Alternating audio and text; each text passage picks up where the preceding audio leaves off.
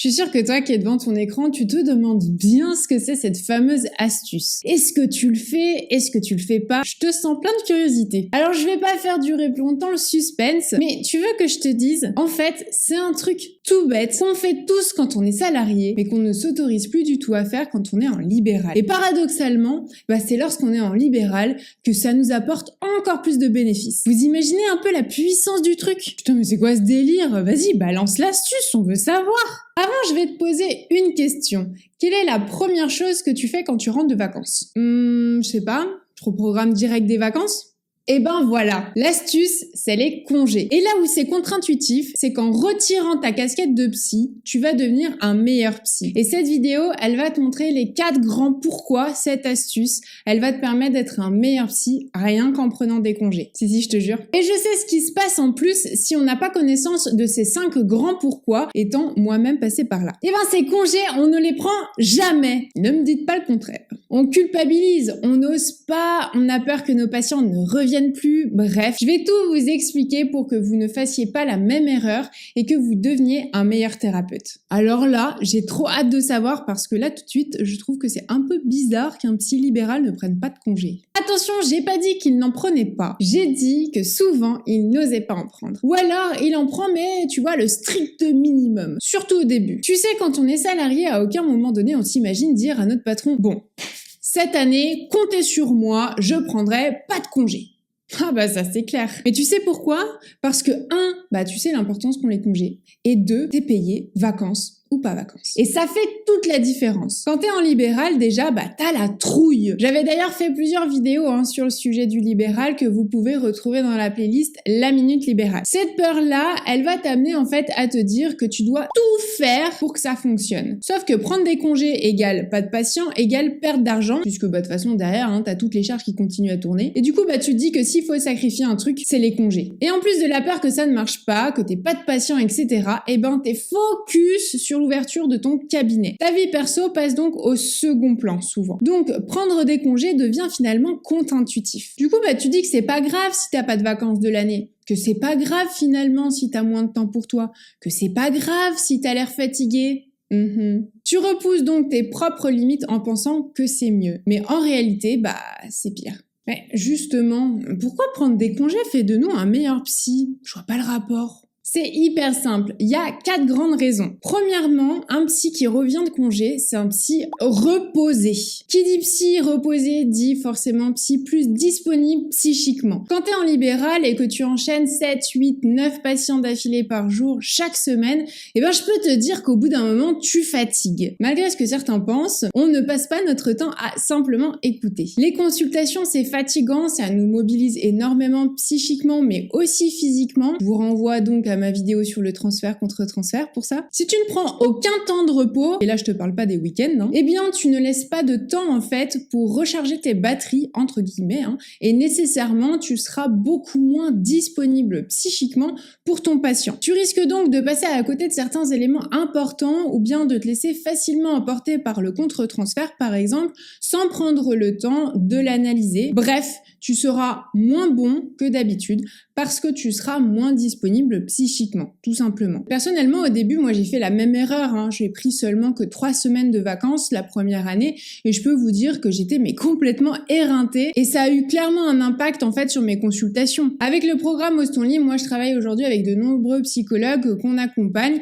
et je peux vous dire qu'il y en a des tonnes qui font cette même erreur et ils le payent aujourd'hui en fait. J'aurais jamais pensé que le manque de congés ait pu avoir un tel impact sur les psys et les patients du coup. Le deuxième avantage, c'est de s'auto-réguler pour mieux réguler ses patients. Attends, quoi?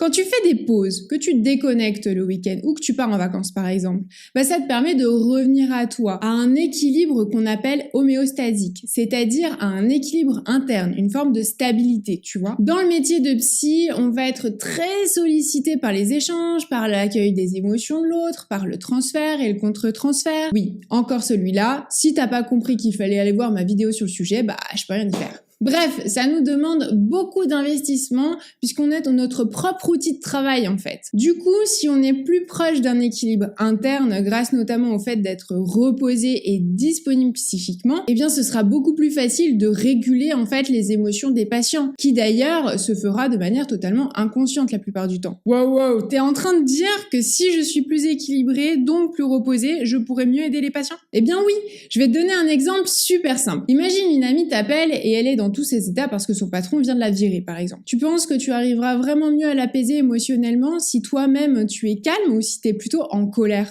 Logique. Si je suis calme. Et ben voilà, c'est grosso modo ce que je viens de te raconter. Donc si je suis cette logique de co-régulation, tu arriveras mieux à accompagner tes patients si t'es reposé, sinon ça va foutre le bazar un peu dans ton équilibre, tu vois. Ah bah alors là, tu m'en apprends une belle. Je vais te confier autre chose. Selon moi, être un meilleur psy, en réalité, ça n'existe pas vraiment. En revanche, on peut être mieux ou moins bon que ce qu'on a été.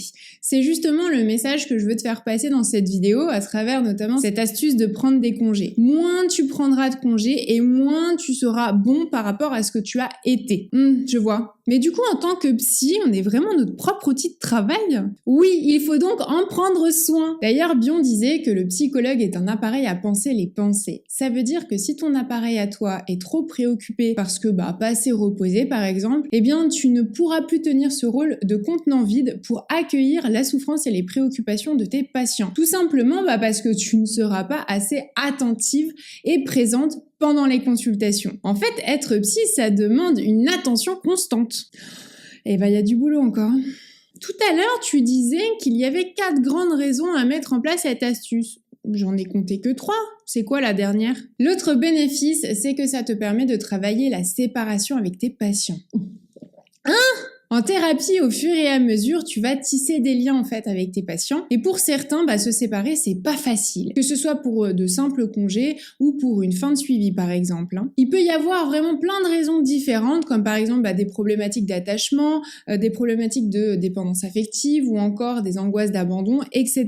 Et ça rend la séparation angoissante pour le patient. Le fait de prendre des congés, c'est l'opportunité de travailler la séparation en fait avec ton patient. C'est un excellent outil thérapeutique en fin de compte. Je trouve ça hyper passionnant. Tu peux creuser un peu plus le sujet, s'il te plaît? C'est pas l'objet de cette vidéo, mais dites-moi quand même en commentaire si ça vous intéresse. Les questions d'ailleurs que vous vous posez à ce sujet pour que je puisse en faire une vidéo. D'ailleurs, là, on a parlé de la séparation du patient par rapport au psy, mais il faut aussi savoir que parfois, c'est pas aussi évident pour le psy de se séparer. Quand on prend des congés, on a souvent une petite voix dans notre tête qui nous fait culpabiliser, qui nous dit que c'est pas le meilleur moment pour tel ou tel patient.